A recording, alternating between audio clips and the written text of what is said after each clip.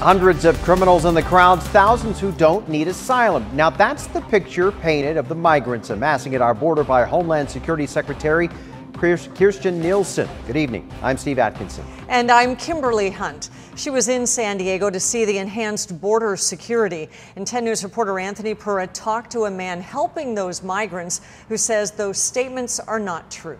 Anthony?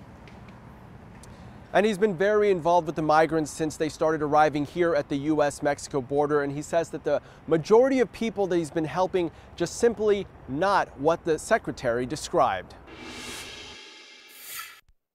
The Secretary of Homeland Security, Kirstjen Nielsen, was all business at the border, taking a hard look at the barrier of concertina wire laced across the U.S.-Mexico wall.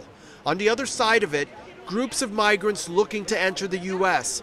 Nielsen says images like this one of women and children are deceiving, saying the majority are single men and many are violent. We have identified over 500 criminals, to include known gang members, contained in the flow of the caravan. We know that organizers of the caravan have been pushing women and children and others to the front of the caravan in hope that law enforcement will not engage them. Enrique Morones is with Border Angels, a group that's been working with the migrants coming from Central America.